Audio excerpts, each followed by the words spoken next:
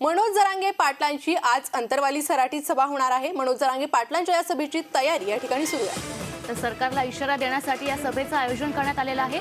100 एकरच्या मैदानावर या सभेचं आयोजन करण्यात आलंय। 300 एकरमध्ये वाहनांच्या पार्किंगची सोय करण्यात आलेली आहे। राज्यभरातील मराठा समाज बांधव या सभास्थळी एकवटणार आहे। खरं तर 10 दिवसाचा जो अल्टिमेटम मनोज जरांगे पाटलांनी सरकारला दिला होता त्यासाठी 10 दिवसच बाकी आहे आणि त्याआधी ही इशारा सभा खरं तर मनोज जरांगे पाटलांकडून घेण्यात येते आहे। मनोज जरांगे पाटलांची आज अंतरवाली सराटीत ही भव्य सभा होणार आहे।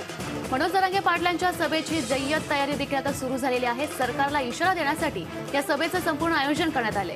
मोठ्या प्रमाणात या ठिकाणी आयोजन हे करण्यात आलेलं आहे। 100 एकरच्या मैदानावर सभेचं आयोजन करण्यात आलंय। 300 एकरमध्ये वाहनांच्या पार्किंगची सोय करण्यात आली आहे। राज्यभरातील मराठा समाज बांधव या ठिकाणी एकवटणार आहे आणि अगदी कालपासूनच या ठिकाणी मराठा समाज बांधवांनी गर्दी करायला सुरुवात केलेली आहे। रात्र देखील या सभेस्थळी मराठा समाज बांधवांनी झोपून काढलेली आहे। त्यामुळे अगदी भव्य प्रमाणात ही सभा होणार आहे आणि रेकॉर्ड ब्रेक खरं तर ही सभा होणार आहे असा देखील अंदाज वर्तवला जातोय, कारण मोठ्या प्रमाणात गर्दी या सभेला असणार आहे। त्यामुळे एकूणच मराठा समाजाची सर्वात मोठी सभा ही असेल आणि या संदर्भात आपण अधिक अपडेट घेऊयात। आपले डेप्युटी एडिटर विलास आठवले आपल्याला या ठिकाणून अधिक अपडेट देत आहेत। विलास सर, कशा प्रकारे तयारी या सभेची सध्या या ठिकाणी सुरू आहे?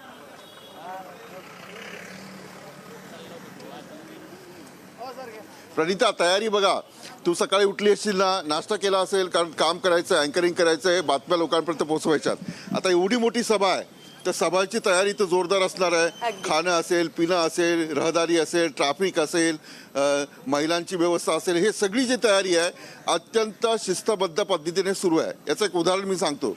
आता जे ट्रॅफिक होणार आहे ते ट्रॅफिकवर नियंत्रण करण्यासाठी जे रूट आहेत ते डायव्हर्ट करण्यात आलेले आहेत आणि सभेला प्रत्येक माणूस पोहोचेल अशा प्रकारची व्यवस्था करण्यात आली। आता जे पक्षाच्या सभा होतात किंवा इतर ज्या सभा होतात त्या सभांमध्ये जेव्हा लोक जे आहेत सभेपर्यंत जातात, मध्येच गाडी अडकते आणि त्या लोकांना सभेपर्यंत पोहोचता येत नाही, सभा संपते आणि पुन्हा जाते। तर ही सभा होणार नाही आहे आणि ही सगळी तयारी जाते। आता हे बघा, आता जी मोफत पाण्याची व्यवस्था असेल, मोफत नाश्त्याची व्यवस्था असेल, ही नाश्त्याची व्यवस्था केलेली आहे। हे पोहे कांदा पोहे आहेत नाही, कांदा कोणी ठेवले? लोहिया सर, लोहिया सर, तुमचं नाव काय? बाळासाहेब। हा, आता ही कोण बघा व्यवस्था बघते, याचे पैसे घेता की नाही मोफत आहे, मोफत आहे मोफत। नाव काय? रामेश्वर युरे, कुठून आला? जालना। जालन्यावरून। भूक लागली? हो आता जरा घोषणा द्याव्या लागतील ना। नक्कीच। बरोबर प्रणिता, बघा आता घोषणा द्याव्या लागतील। 1 मराठा लाख मराठा अशा प्रकारच्या घोषणा द्याव्या लागतील। एक जोश प्रत्येकामध्ये राहिला पाहिजे, पण पोटामध्ये जर नसेल तर तो जोश कुठे येणार? म्हणून ही जी व्यवस्था आहे ती आपण पाहतोय। भात सुद्धा येते आणि हे पोहे सुद्धा मला पण दे थोडंसं। आता चम्मच आहे की हाताने खायचे? तर प्रणिता, ही जी तयारी आहे ही प्रत्येक मराठा तरुणाने केलेली आहे। झेंडे बघा बांधतात, हे झेंडे बांधून प्रत्येक जो तरुण आहे तो मोर्चाला निघालेला आहे। आणि ह्या गाड्या बघा किती, म्हणजे आत्ताच 9 वाजताच गाड्या ज्या आहेत त्या गाड्यांची रांग पाहायला मिळते आणि या सगळ्यांसाठीची जी व्यवस्था आहे ती व्यवस्था काटेकोरपणे सभेच्या ठिकाणी करताना पाहायला मिळते। याचं कारण मी तुम्हाला सांगतो, जेव्हा लाठीचार्ज झाला होता तेव्हा संपूर्ण महाराष्ट्राचा मराठा समाज अंतरवालीमध्ये आला होता आणि त्यावेळेला मनोज जरांगे पाटील यांचं उपोषण मुख्यमंत्री एकनाथ शिंदे यांनी सोडलं आणि 14 तारखेपर्यंत मी वाट बघेल अशा प्रकारचं त्यांनी आश्वासन दिलं होतं। मुख्यमंत्री बोलले आम्ही तुम्हाला आरक्षण देऊ, देवेंद्र फडणवीस बोलले आरक्षण देऊ, सर्वच पक्षाचे नेते म्हणतात आरक्षण देऊ, पण आरक्षण कसं मिळणार हाही मुद्दा आहे। मग 14 तारखेची ही तारीख फिक्स झाली आणि जरांगे पाटलांनी संपूर्ण महाराष्ट्रात सभा घेतल्या। बीड असेल, जालना असेल, तिकडे हिंगोली असेल, या सर्व ठिकाणी सभा घेतल्यात आणि या तरुणांना एक मेसेज दिला की आता लढाई जी आहे ती आरपारची लढाई आहे आणि 58-60 मोर्चे झाले। हे मोर्चे झाल्यानंतर आरक्षण मिळत नाही। तुम्ही कुठून आला? मोजे सांगाव तालुका अगल जिल्हा कोल्हापूर। आम्ही कोल्हापूरचे एकदम जोरदार गडी, कारण येणाऱ्या कोल्हापूरचे सगळे राजकारणी म्हणतात येणाऱ्या पिढीसाठी आम्ही आलोय। फक्त येणाऱ्या पिढी सगळं पूर्ण बरबाद केलं मराठ्यांचं नेत्यांनी, सगळ्या नेत्यांनी बरोबर लक्ष दिलं नाही, तर कधीच दिलं नाही लक्ष दिलंच नाही। लक्ष हा दिलंच नाही। ही आरपारची लढाई आहे ही आणि हे ह्या साध्या माणसानं करून दाखवलंय। सगळ्या भारताचं लक्ष लागले सगळ्या आणि हा एक माणूस आहे ह्या माणसासाठी आणि मराठ्या माणसासाठी आम्ही आलो सगळ्या। आता मागे पण आंदोलन झालं होतं अनेक नेते तयार झाले होते मराठा समाजातले, ते कुठे जातात? काय माहीत आता काय काय झाले, पण या माणसामुळे सगळ्यांना भारत पूर्ण म्हणजे हलवून ठेवला सगळा भारत. म्हणून तर आम्ही पुढे लावलोय. काय नाव? सरदार पाटील. पाटील साहेब, मला सांगा की सरकार ना तिकडे ओबीसी वाले म्हणतात की आमच्याकडे कसं घेणार कसं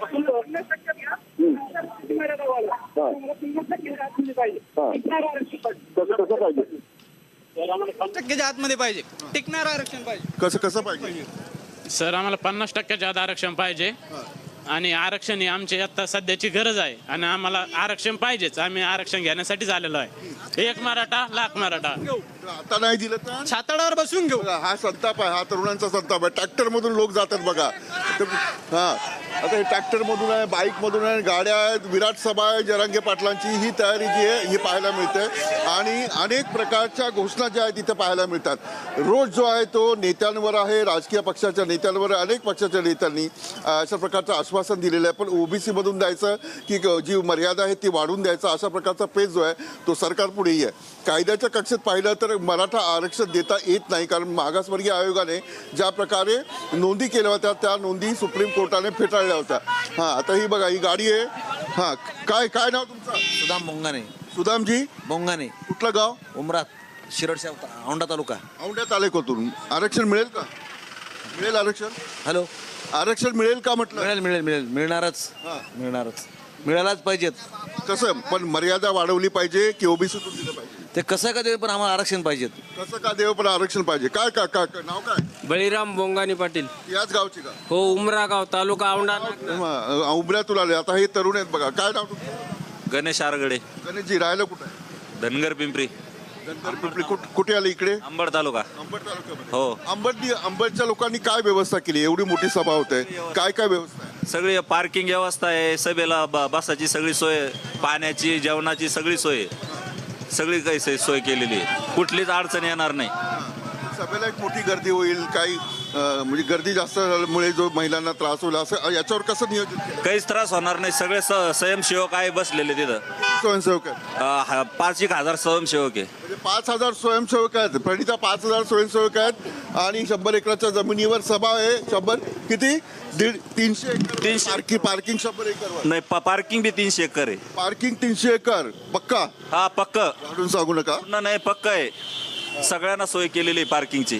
सगळ्यांना सोय आहे, पाण्याची आहे, नाश्त्याची. आता मी तुम्हाला दाखवलं, नाश्त्याची सोय सुद्धा अंबडमध्ये करण्यात आली आहे. ठिकठिकाणी वेगवेगळ्या ठिकाणी महिलांचं प्रमाण महाराष्ट्रातल्या अनेक भागातून लोक येणार आहेत. महिलांचं प्रमाण जास्त आहे, कारण महिलांना आवाहन करण्यात आलं की या मोर्चाला यायचं आहे. महिलांसाठीच आवाहन केलं होतं. चावडीवर, गावावर जिथे आवाहन करता येईल तेवढे या 1 महिन्याच्या काळामध्ये आवाहन करण्यात आलं होतं. आणि मनोज जरांगे पाटील यांची सभा आज दुपारी होते. प्रणिता.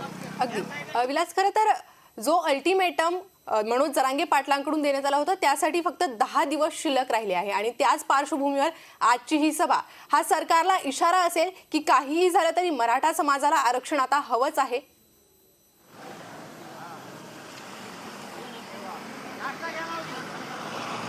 नाही, आरक्षण तर हवं आहे, कारण सगळ्याच पक्षाचे डॉक्टर बाबासाहेब आंबेडकरांनी सुद्धा म्हटलं होतं की मराठाला आरक्षण मिळालं पाहिजे.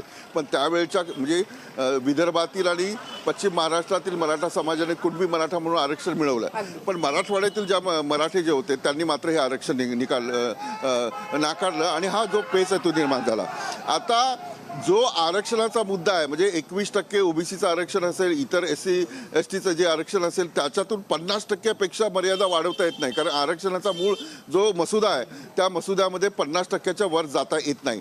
10% आरक्षण जे आर्थिक दुर्बल आहेत ते ब्राह्मण समाज असेल, मराठा समाज असेल किंवा SC ST असेल किंवा इतर समाज असेल त्यांना आर्थिक दुर्बल म्हणून आरक्षण वाढवण्यात आलं. ते पण कधी? जेव्हा संसदेने कायदा केला तेव्हा. आता खरा पेच असा आहे की मागासवर्गीय आयोगाला हे सिद्ध करावं लागेल की मराठा समाजाकडे जे खरंच आरक्षणाची गरज आहे का. म्हणजे आर्थिक सुबत्ता, आरक्षण हे जाती पाती आणि धर्मावर दिलं जात नाही, सामाजिक समानता असते त्याला हे आरक्षण दिलं जातं. आता मराठा समाजाची व्यवस्था काय? साखर कारखाने मराठा समाजाकडे, जे काय शाळा ज्या आहेत ते मराठा समाजाकडे. पण याच्यामध्ये काय झालं की जे नेते आहेत ते आमदार झाले, मुख्यमंत्री मुख्यमंत्री झाले, पण मराठा समाजातील जो गरीब मराठा आहे त्याला वर उचलण्याचं काम या समाजाने केलं नाही. मतांसाठी याचा वापर केला आणि तो जो रोष आहे 70 वर्षातला रोष आहे, 60-70 वर्षातला रोष जो आहे तो पाहायला मिळतो. मराठवाड्याच्या अनेक गावांमध्ये जो मराठा समाज आहे त्याला नोकरी मिळत नाही किंवा त्याची जी शेती होती ती शेती कमी झाली, भावकी वाटण्यात आला. पण या सगळ्या मराठा समाजात उभं करण्याचं काम जे मुख्यमंत्री असतील, आमदार असतील, खासदार असतील किंवा गाव पातळीचे जिल्हाध्यक्ष असतील यांनी मात्र केलं नाही. मतांच्या वेळेला मात्र यांचा वापर केला आणि तो रोष आता पाहायला मिळतो. 58 मोर्चे, 60 मोर्चे ते याच रोषातून आले होते आणि हे मोर्चे झाल्यानंतर त्यावेळेला जे नेतृत्व उभं राहिलं होतं ते नेतृत्व या मोर्चात नाही आहे. या मोर्चामध्ये फक्त मनोज जरांगे पाटील आहे आणि मनोज जरांगे पाटील 15 वर्षापासून जो संघर्ष करतात किंवा त्यांचं जे वागणं आहे म्हणजे घर दार मूल पत्नी यांना सोडून समाजासाठी मला काम करायचं आहे. आणि सगळ्यात महत्त्वाचं काय घडलं, एक तर लाठीचार्ज झाला. लाठीचार्जमुळे महिला ज्या आहेत त्यांच्यावर लाटा फिरवण्यात आला, तो रोष आहे. दुसरा एक महत्त्वाचा की मनोज जरांगे पाटील यांनी गिरीश महाजन, एकनाथ शिंदे, देवेंद्र फडणवीस नव्हते पण या सगळ्यांबरोबर चर्चा करताना बंद दाराआड चर्चा केली नाही आणि ती चर्चा माध्यमांसमोर आली आणि म्हणूनच तरुणांमध्ये मनोज जरांगे पाटील यांच्याविषयीचं प्रेम जे आहे किंवा यांच्याविषयीचा आदर जो आहे तो पाहायला मिळाला की हा माणूस जो आहे हा खुलेआम बोलणार आहे, कुठे पाठीमागे दरवाजेच्या मागे जाऊन बोलणार नाही. त्यामुळे या सभेला मोठी गर्दी होईल. गावागावातून लोक येतील, चावडीतून लोक येतील, अनेक भागातून लोक येतील आणि अत्यंत मोठ्या प्रमाणात ही सभा होईल. प्रणिता, अगदी विलास सर, या सभेची प्रत्येक अपडेट तुमच्याकडनं घेत राहू. तुर्तास धन्यवाद या सविस्तर माहिती संदर्भात. आपले डेप्युटी एडिटर विलास आठवले या ठिकाणी उपस्थित आहे आणि सभेची प्रत्येक अपडेट ते आपल्याला देत आहे. सध्या सभास्थळी मोठ्या प्रमाणात गर्दी व्हायला खरं तर सुरुवात झाली आहे. काल रात्रीपासूनच सभेस्थळी मराठा बांधव हे एकवटायला सुरुवात झालेली आहे आणि ही दृश्य आपण पाहत आहोत आणि काही वेळातच ही सभा सुरू होईल.